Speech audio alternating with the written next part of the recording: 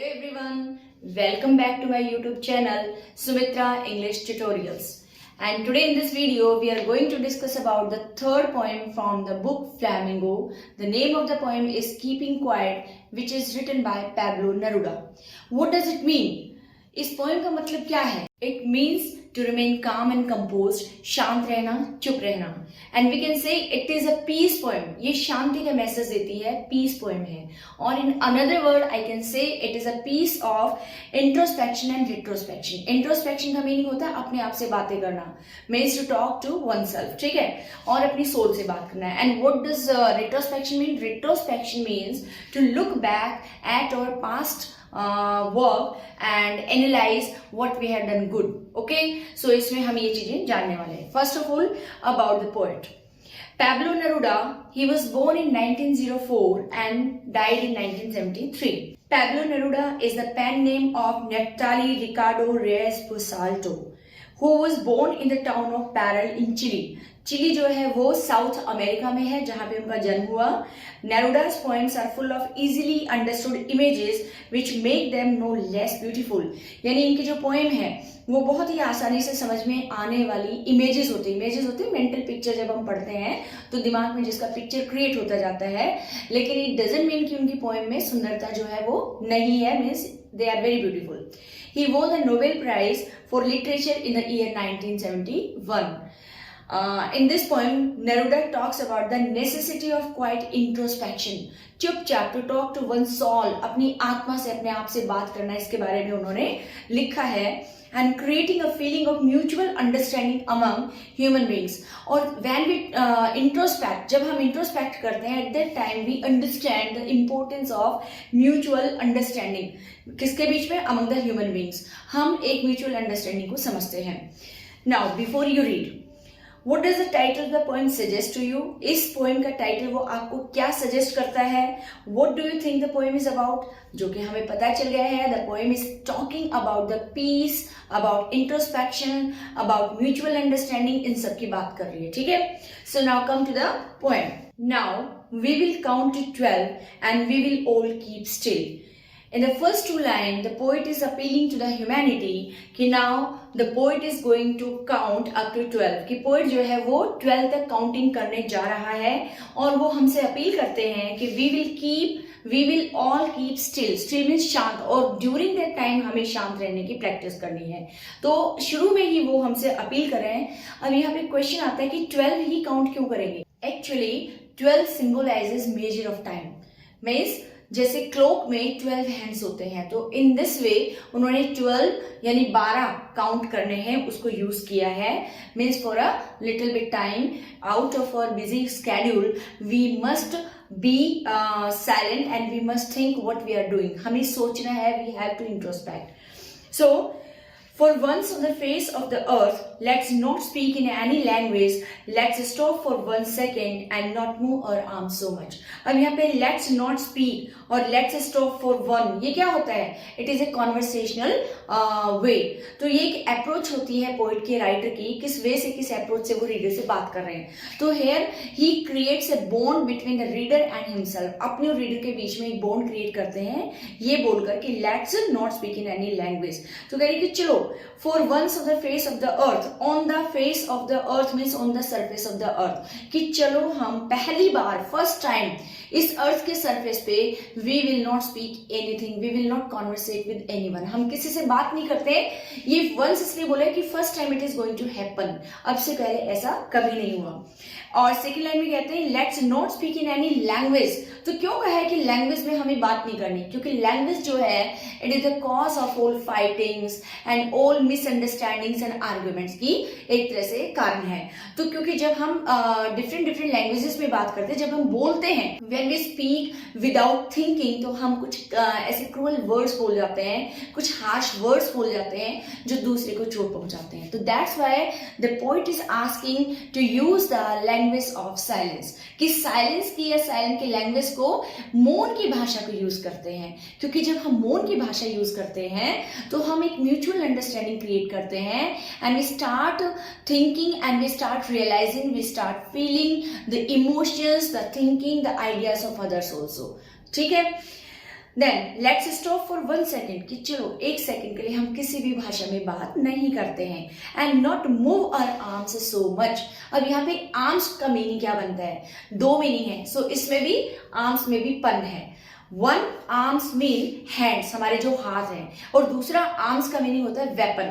तो कहते हैं कि not move our arms so much, हम अपने हाथों को इतना ज्यादा नहीं हिलाएंगे या हम वेपन को इतना ज्यादा यूज नहीं करेंगे, क्योंकि whenever anybody picks up weapon, जब भी कोई वेपन हाथ में उठाता है तो there is destruction chaos in the whole earth, कि हर जगह विनाश ही विनाश होता है।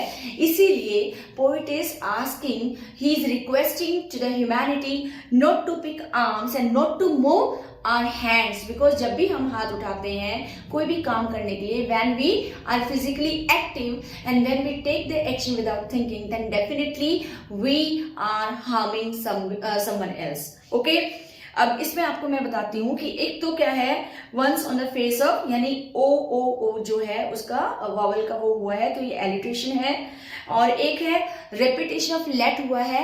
ये क्यों हुआ है? Just to create a bond between the along with the readers. Now come to the next stanza. It would be an exotic moment, without rush, without engines. We would all be together in a sudden strangeness. Sudden strangeness. तो sudden strangeness में क्या है? S and S. Again, alliteration is there. And without rush and without engine, without and without. Repetition is there. So it would be an exotic moment. Exotic होता है a unique, means extraordinary kind of moment. ये बिल्कुल ही विलक्षण क्षण होगा. Without rush, where when there is no rush over the surface of the earth, कोई भी भागदौड़ नहीं होगा. Without engines, engines से refers to the mechanical noise.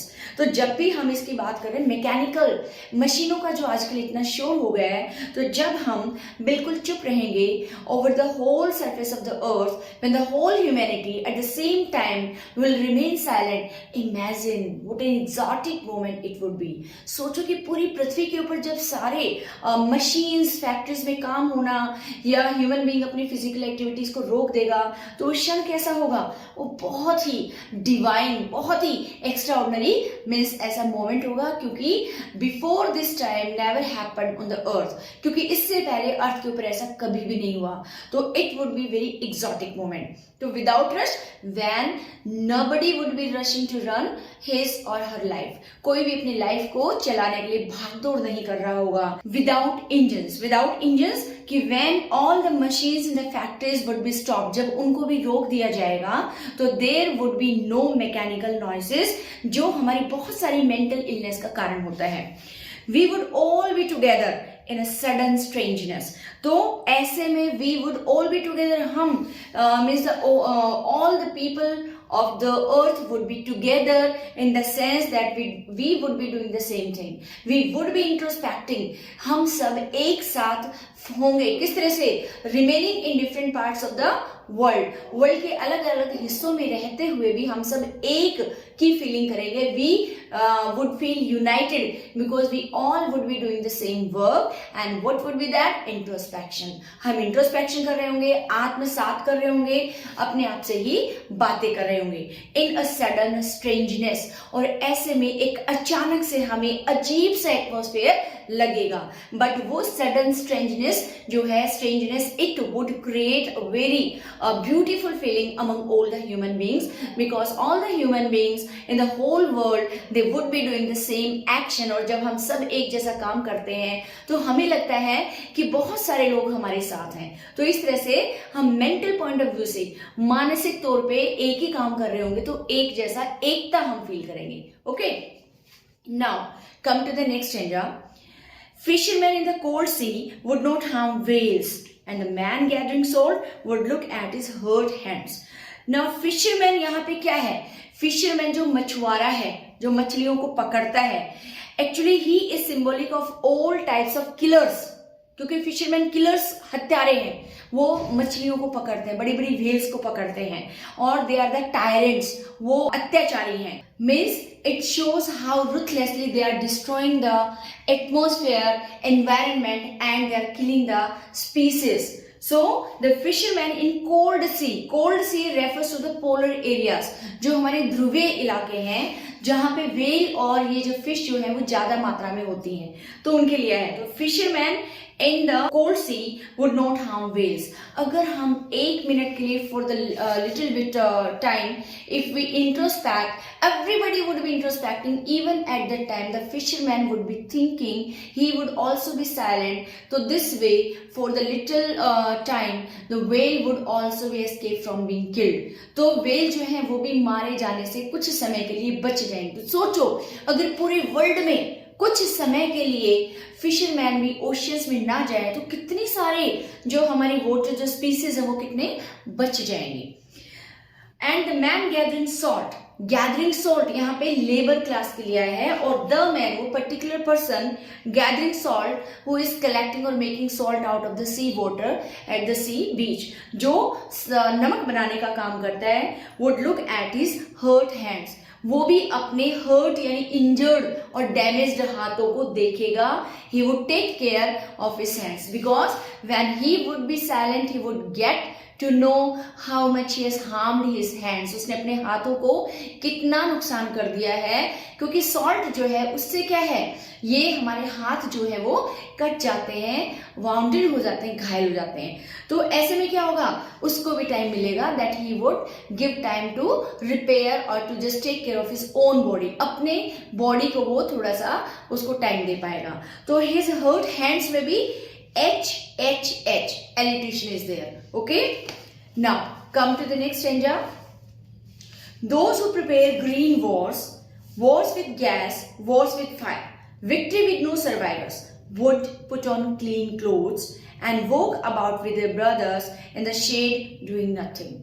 This stanza is very important. Most of the questions come from this stanza. Okay, so those who prepare green wars, यहाँ पे different types of wars की बात हुई है। Those he refers to those persons who prepare the soldiers and other people to fight war. तो यहाँ पे those refers to the dictators, the rulers of different countries, उनके बारे में आया है। तो कह रहे कि वो लोग who prepare green wars का मीनिंग यहाँ क्या है, बायोलॉजिकल वेपन से जो एनवायरमेंट के खिलाफ जो वॉर खेलते हैं करते हैं, तो पर्यावरण के ऊपर जो युद्ध लड़ रहे हैं बाय डिफोरेस्टेशन, बाय माइनिंग और इतने सारे बाय स्प्रेडिंग प्लास्टिक और ये सब कुछ उनको यूज करके पर्यावरण को जो खराब कर रहे हैं, तो उसको एक तरह से ग्रीन वॉर बोला है।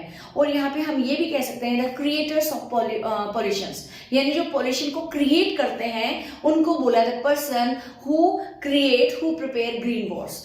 सेकेंड है वॉर्स विद गैस। अब वॉर्स विद गैस जो है यहाँ पे बार बार वॉर्स आ रहा है, तो यहाँ पे क्या है, रेपिटेशन भी है और साथ में WWW alliteration is also there। ठीक है, तो those who prepare green wars with gas it refers to atomic war, जो आणविक एक तरह से युद्ध लड़ते हैं। wars with fire again it refers to chemical जो मीन्स गैसेस के थ्रू जो युद्ध लड़े जाते हैं। तो ये मॉडर्न इरा में the different types of war which are being fought by using different chemicals, by using different weapons, उनकी बात की है। तो ये ऐसे युद्ध होते हैं, अगर बायोलॉजिकल वेपन से लड़ा जाए, केमिकल उनसे लड़ा जाए गैसेस से, या फिर हम कहें कि एटॉमिक युद्ध हो, तो होता क्या है, उसमें युद्ध लड़ने वाला भी और जिसके ऊपर अटैक किया है वो भी, दोनों ही कंट्री के लोग जो है वो खत्म हो जाते हैं। तो piles of dead bodies are over there, या उनके सारे अंग जो है वो खराब हो जाते हैं।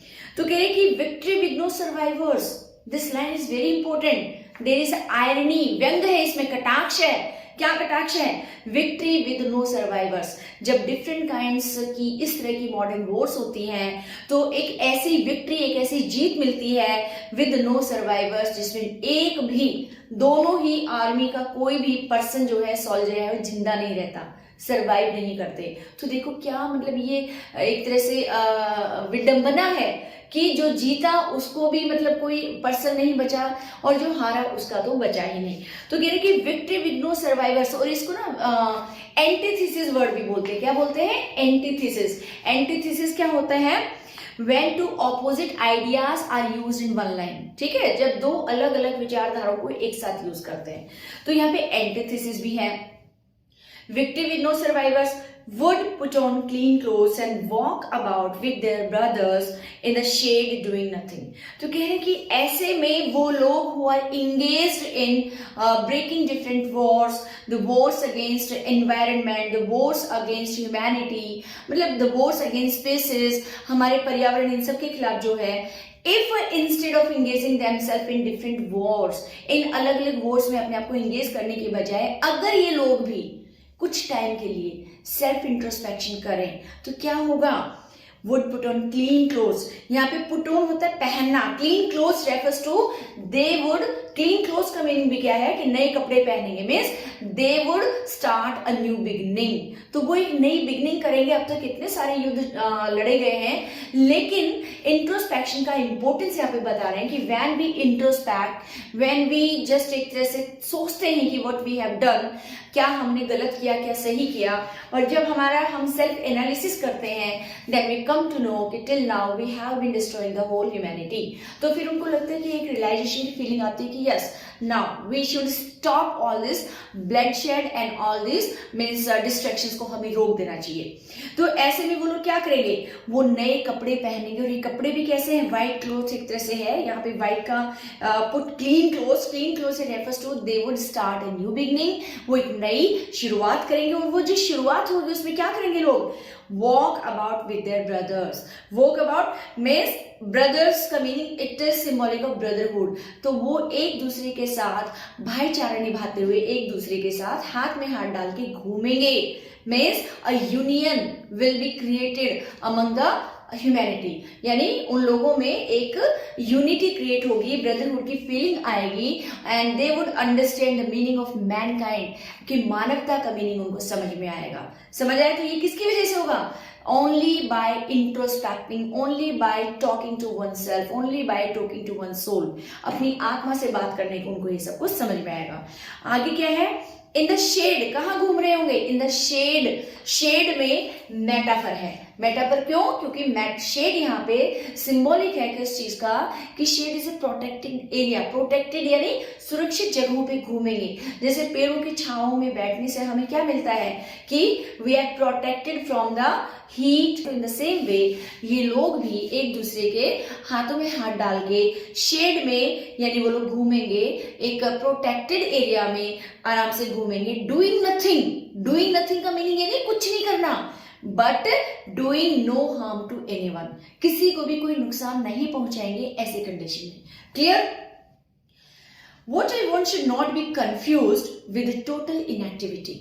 तो यहाँ पे पोइट जो है वो अपनी बात को क्लियर कर रहे हैं। Actually since the beginning of the poem he has been talking about the introspection, not doing any harm, not moving once arm, stop all the physical activity. तो यहाँ पे वो क्लियर कर रहे हैं कि मैं सिर्फ फिजिकल एक्टिविटी, हमारी बॉडी मूवमेंट्स को रोकने की बात कर रहा हूँ, ठीक है? तो इसलिए वो कह रहे हैं कि what I want from you people, जो भी मैं मानवता से चाहता हूं, शुड नॉट बी कंफ्यूज, उसमें कोई भी कंफ्यूजन नहीं है, आप लोगों को कोई कंफ्यूजन लेने की जरूरत नहीं है विद ए टोटल इनएक्टिविटी, कि जो मैं ये बात कर रहा हूं कि आप लोग बार बार इंट्रोस्पेक्ट कीजिए। तो यहाँ पे introspection doesn't mean that I am talking about total inactivity, क्योंकि टोटल इनएक्टिविटी, संपूर्ण निष्क्रियता, it comes only after death.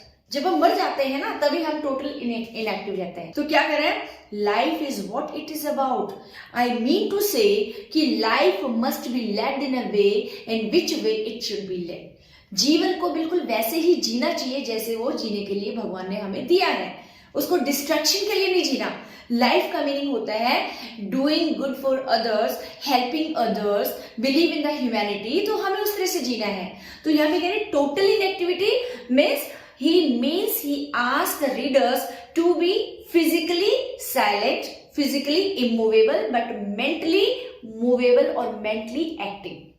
दिमाग से सोचना है, मेडिटेशन की फॉर्म की बात कर रहा है कि जब हम एक मेडिटेशन की ध्यान की अवस्था में आते हैं, अपने आप से जब हम बात करते हैं, तो definitely good ideas occur to us, good feelings occurs to us, noble नेक इरादे आते हैं। और उस मेडिटेशन के साथ, उस मेडिटेटिव सिचुएशन के बाद जब हम कोई भी अपना फिजिकल मूवमेंट हम करते हैं, तो वो हमेशा अच्छे के लिए होता है। क्लियर?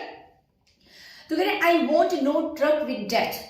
ट्रक का मीनिंग अगेन यहाँ पे क्या है, ये मीन्स एक तरह से कह रहा है कि मैं यहाँ पे again confusion, I don't want to create any confusion with the death, मैं डेथ की कंफ्यूजन की बात नहीं कर रहा हूं। तो यहाँ पे इसको हम बोलेंगे, ट्रक का मीनिंग यहाँ पे हम बोल सकते हैं यूफेमिज्म जो है वो यहाँ पे यूज हुआ है। यूफेमिज्म क्या होता है, when we talk about any unpleasant thing. तो यहाँ पे कौन से अनप्लेजेंट, जब हम किसी दुख वाली चीज की बात करते हो, तो यहाँ पे डेथ की बात की है। तो कह रही कि मैं डेथ की बात नहीं कर रहा, I don't want to get you confuse by taking the name of death, मैं मौत की बात नहीं कर रहा, मैं जीवन को जीने की तरह से बात कर रहा हूँ। If you were not so single minded about keeping our lives moving and for once could do nothing, perhaps a huge silence might interrupt this sadness of never understanding ourselves and of threatening ourselves with death. कितनी प्यारी बात की है, कितनी realistic बात की है कि आज का संसार में हम कैसे हैं। तो कह रहे कि if we were not so single minded, अगर हम सिंगल माइंडेड ना होते, single minded means we think only about ourselves, हम केवल एक ही थॉट अपने दिमाग में रखते हैं, सिंगल दिमाग से चलते हैं, मीन्स हम अपने बारे में सोचते हैं कि चाहे कुछ भी हो जाए, बाय हुक और बाय क्रूक, चाहे कुछ भी हो जाए, हमें तो अपनी प्रगति के बारे में सोचना है। I have to run my own life, मुझे अपना ही जीवन चलाना है। We never think about other humans, we never think about other creatures over the universe. हमारे जो यूनिवर्स है या इसके अर्थ के ऊपर, हम उनके बारे में नहीं सोचते हैं। We don't have any idea about the environment, के इन्वायरमेंट को हमें कैसे बचाना है, हमें ज्यादा अर्थ के जो रिसोर्सेज को ओवर यूज नहीं करना है। तो कह रहे कि हम सिंगल माइंडेड हैं, हम सिर्फ अपने बारे में सोचते हैं। तो कह रहे कि if we were not so single minded, काश हम इतने सिंगल माइंडेड ना होते कि सिर्फ अपने बारे में ही सोचते। About keeping our lives moving, moving means progressing, single minded होने की वजह से कीपिंग आवर लाइव्स मूविंग, हम अपने ही जीवन को चलाने के बारे में सोचते हैं, हम कभी दूसरे के बारे में नहीं सोचते। And for once could do nothing, और सिर्फ एक बार could do nothing, काश हम एक बार कुछ भी ना करें, ना सिंगल माइंडेड होके सोचे, ना हम कुछ करें। तो काश हम कुछ भी ना करें तो कोई भी हार्म नहीं होगा, नेचर को भी नहीं होगा, ह्यूमैनिटी को भी नहीं होगा, क्रिएचर्स को भी नहीं होगा। तो कह रहे कि and for once could do nothing, perhaps a huge silence might interrupt this sadness. Huge silence refers to the silence that prevails on the whole earth. Huge, विशाल चुप्पी, वो विशाल चुप्पी कह रहे हैं at the same time, for the same duration, if we all be quiet for some time, अगर पूरे अर्थ के ऊपर हम एक टाइम में बिल्कुल शांत रहेंगे, नहीं बोलेंगे, तो मीनिंग क्या होगा, it refers to the huge silence. पूरे यूनिवर्स, पूरा अर्थ के ऊपर इतनी चुप्पी होगी, शांति, इमेजिन करो उस चुप्पी को। Then we would be able to listen the voice of our conscious, that we would be able to listen to the voice of the nature, and that definitely means हमारे माइंड को एक तरह से वो क्या करेगी, it would inspire, will get some good ideas. तो कह रहे कि परहैप्स ये जो आज की आपाधापी की जो जीवन है, इसको परहैप्स हमारी एक विशाल चुप्पी जो है माइट इंटरप्ट, उसमें दखल दे सकती है। दिस सैडनेस, और जो उदासी है, कौन सी उदासी, ऑफ नेवर अंडरस्टैंडिंग आवरसेल्व्स, अपने आप को भी ना समझ पाने की उदासी, ठीक है। एंड दूसरी उदासी किस वजह से, of threatening ourselves with death. Threatening, we always remain under the threat of death, that one day we would die, कि एक दिन हम मर जाएंगे, हमें मौत का जो है वो एक मतलब उसमें रहते हैं हम, डर में, और उस वजह से हम क्या सोचते हैं कि मरने से पहले मुझे ये करना है, ये करना है। तो उस आपाधापी में, उस रैट रेस में हम क्या करते हैं, we never think about ourselves, कि हमारा मन क्या चाहता है, हमें क्या करना है, तो हम दूसरे के बारे में कैसे सोच सकते हैं। तो कह रहे कि ये जो सैडनेस है हमारे मन में, जो सिर्फ दो कारण से उत्पन्न हुई है। वन, हम अपने आप को ही नहीं समझ पा रहे हैं कि हमें क्या चाहिए, what should be the purpose of our life, हमारी लाइफ का उद्देश्य क्या है, और हम हमेशा मौत के साए में रहते हैं कि one day I have to die, मुझे मरना है। तो इस सैडनेस को भी, इसकी दवाई क्या है, ह्यूज साइलेंस। शायद ये विशाल चुप्पी हमारी इस उदासी को भी खत्म कर सकती है। तो यहाँ पे क्या बोला इन्होंने, कि एक तो बोला है कि उसको, आपको कंफ्यूज नहीं होना है, मैं डेथ की बात नहीं कर रहा, मैं टोटल इनएक्टिविटी की बात नहीं कर रहा, मैं तो बात कर रहा हूं कि मेंटली अलर्ट रहने की, मानसिक तौर पे हमें मतलब अलर्ट रहना है, लेकिन फिजिकली हमें बिल्कुल शांत रहना है, कोई भी हार्मफुल एक्ट नहीं करना है। Now the last stanza of this poem is also very important. Perhaps the earth can teach us as when everything seems dead and later proves to be alive. तो कहते हैं कि perhaps यहाँ भी अर्थ में जो है personification है. क्यों मानवीकरण अलंकार है? क्योंकि अर्थ को एक टीचर के तौर पे जो है वो बताया गया है. Because poet is asking us to learn a chapter, learn a lesson from the earth. So earth is what? It is a personification. अब वो एग्जाम्पल दे रहे हैं कि परहैप्स, शायद the earth can teach us, शायद पृथ्वी हमें कुछ सिखा सकती है. एज क्योंकि when everything seems dead in winter season की वो बात कर रहे हैं कि जब विंटर सीजन में सब कुछ पृथ्वी की ऊपरी सतह के ऊपर सब कुछ मरा हुआ प्रतीत होता है. कैसे? Meaning means the trees they shade there leaves, पेड़ अपने पत्ते गिरा देते हैं, ठीक है. And the reverse they get frozen, वो जम जाता है पानी. तो ऐसा लगता है जैसे मानो पृथ्वी के ऊपर कोई भी हलचल नहीं है, ठीक है. And later proves to be alive. तो लेटर और बाद में when the spring season comes after the winter, winter season के बाद जब बसंत ऋतु आता है तो वही विंटर सीजन का ठहराव जो हमें दिखाई देता है पृथ्वी के ऊपर, वो स्प्रिंग सीजन में एकदम से इतना एक्टिव हो जाती है earth. The trees they start having the what you will say कि leaves and there is greenery all over the जो भी अर्थ है उसके ऊपर. तो लगता है कि it proves to be alive. तो देखो दोनों लाइन में फर्स्ट में क्या है? seems dead and लास्ट में to be alive. तो dead और alive इसमें एंटीथेसिस का भी यूज हुआ है. dead and alive when two opposite ideas are used in one sentence तो it is called antithesis. Anti होता है विरोधी, एंटीथेसिस, ठीक है. तो ये चीज बोली है. तो मीनिंग क्या है? अब इसमें थोड़ा सा मैं आपको समझाऊंगी कि 4 सीजन होते हैं मेन. तो उनमें से क्या होता है? विंटर सीजन में ऐसा लगता है जैसे सब कुछ रुक गया है, सब कुछ थम गया है, लाइफ थोड़ी सी स्लो हो गई है. तो अर्थ से भी हम सीख सकते हैं. हमारी जो मदर अर्थ है इवन वो भी इंट्रोस्पेक्ट करती हुई नजर आती है, क्योंकि from the outside means it seems that it is inactive in winter season, कि पूरी तरह से इनएक्टिव है, पेड़ों के पत्ते झड़ जाते हैं और या बहुत सारी और चीजें होती हैं. लेकिन क्या ऐसा लगता है कि अर्थ के अंदर जो सीड हैं, जो बीज हैं, वो क्या उसमें मतलब बोन नहीं करते हैं? करते हैं, क्योंकि वो कब आते हैं? जब स्प्रिंग सीजन आता है. So at the same time the seed that were under the surface of the earth, they start sprouting and they start taking the shape of the plants. तो yes, तो यहाँ पे अर्थ के अंदर के एरिया को हम माइंड से कंपेयर कर सकते हैं, मतलब दिमाग से मेडिटेट कर रहे हैं, ठीक है. और जब बाहर कोई चीज हमें दिखाई देती है तो वो हमारी क्या होती है? फिजिकल मूवमेंट होती है. तो स्प्रिंग सीजन में जो अर्थ है वो एक तरह से क्या करती है? फिजिकली एक्टिव दिखती है. But during the winter season it appears as if everything is dead over the surface of the earth. But no, ऐसा नहीं है. अर्थ इज स्टिल जो है active because within the या under the surface of the earth life is sprouting, life is just waiting to come out. तो इससे हम सीख सकते हैं, अर्थ एक टीचर की तरह से हमें सिखा सकता है. Now I will count up to 12 and you keep quiet and I'll go. अब लास्ट में क्या कह रहे हैं? हमें इतनी सारी चीजें समझाने के बाद पैब्लो नेरूदा बोलते हैं कि अब मैं 12 तक काउंटिंग करूंगा, ठीक है. और आप लोग क्या करोगे? I will leave you in the same state of mind, और सो दैट आप शांत हो जाएं. आई विल गो, मैं यहां से जा रहा हूं और आप लोग इंट्रोस्पेक्ट करना स्टार्ट करें. तो ये सब कुछ है. तो मेन इस पोएम में हमने क्या देखा कि 2 चीजों की बात की है. एक तो इंट्रोस्पेक्शन की बात की है, मतलब हम आज की भागदौड़ की जिंदगी में शायद ही कभी बैठ के ये सोचते हैं कि हमारे जो एक्शन है, जो हम काम कर रहे हैं, क्या वो हमारे लिए या ह्यूमैनिटी के लिए बेनिफिशियल है? शायद नहीं सोचते, हमें टाइम ही नहीं मिलता है.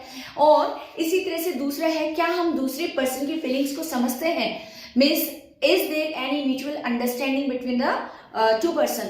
तो नहीं, हम किसी को समझ ही नहीं पाते हैं. तो ये 2 चीजें तभी आएंगी when we introspect, when we talk to one self, अपने आप से ही जब हम बातें करेंगे. तो this was whole in this point and I would like you to have a glance over the word meanings, ठीक है. Now come to the exercise. So what will counting up to 12 and keeping still help us achieve? First question क्या है कि 12 तक गिनना और शांत रहने से हम क्या प्राप्त कर सकते हैं? तो मीन्स इसका आंसर क्या होगा? By counting up to 12 and keeping still it help us to achieve our goals, positive goals, and it help us to achieve our noble qualities and we would be helping human beings, ठीक है. Second है, do you think the poet advocates total inactivity and death? ये बहुत important question है। क्या आपको लगता है कि पोएट जो है एडवोकेट्स वकालत करते हैं कंप्लीट निष्क्रियता और मौत की? नहीं, पोएट कोई वकालत नहीं करता है। उन्होंने क्लियर किया है कि मैं टोटल इनएक्टिविटी और डेथ की बात नहीं कर रहा हूं, मैं मेंटली एक्टिव रहने की बात कर रहा हूं, मैं फिजिकली उन एक्शंस को रोकने की बात कर रहा हूं जिनसे हम केवल हार्म करते हैं। Third question, what is the sadness that the poet refers to in the poem? वो कौन सी उदासीनता है, उदासी है, जिसके बारे में पोएट जो है इस कविता में बात करते हैं? उदासी है that pervades in the heart of the human being, जो हमारे दिलों में जो उदासी है जिसको हम प्रकट भी नहीं करते, उस उदासी की बात करते हैं। जो उदासी अपने आप को ना समझ पाने की वजह से हमारे अंदर आई है, एंड वो उदासी एक हमेशा डेथ के माहौल में रहने के वजह से आई है। तो आगे बोले हैं, what symbol from nature does the poet invoke to say that there can be life under apparent stillness? Apparent stillness, दिखाई देने वाली शांति के नीचे भी लाइफ इन्वोक कर रही है। तो उस चीज का उन्होंने क्या प्रकृति से सिंबल दिया? अर्थ का दिया है। दिखाया कि विंटर सीजन में वो अर्थ जो अपेरेंट यानी ऊपर से जो स्टिलनेस बिल्कुल शांत नजर आती है, लेकिन विद इन द सरफेस, अपने सरफेस के अंदर वो लाइफ को एक तरह से थ्राइव कर रही है। लाइफ इज थ्राइविंग, ठीक है? तो उसका अर्थ का दिया है। Now it's all about the poem, and इसमें एक एक्टिविटी दी है that I would like you to do. तो इसमें क्या है, try this out. Choose a quiet corner, एक बहुत ही शांत सा अपने घर का एक कोना सा चुनो, एंड कीप स्टिल फिजिकली, और वहां पे बिल्कुल फिजिकली शांत बैठ जाओ। इवन मेंटली भी, दिमाग में भी कुछ भी मत सोचो फॉर अबाउट 5 मिनट्स के लिए। Do you feel any change in your state of mind? क्या 5 या 10 मिनट इस तरह से चुप रहने के बाद अगर आप अपने उन आइडियाज को लिखो तो क्या आपको अपने स्टेट ऑफ माइंड में कोई फर्क नजर आता है? डेफिनेटली आता है। एंड इट्स माई हैबिट कि इस पोएम को करवाने के बाद I always ask my student to do this activity, और उसके बाद मैं उनको बोलती हूँ कि you write down your ideas. आपने उस समय आपकी फीलिंग्स क्या थी उनको आप लिखें।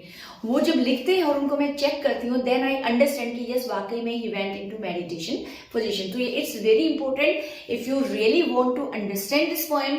तो आप थोड़ा सा मीन्स 5 या 10 मिनट का डेली आप एक थोड़ा सा इंट्रोस्पेक्शन का टाइम जरूर लें।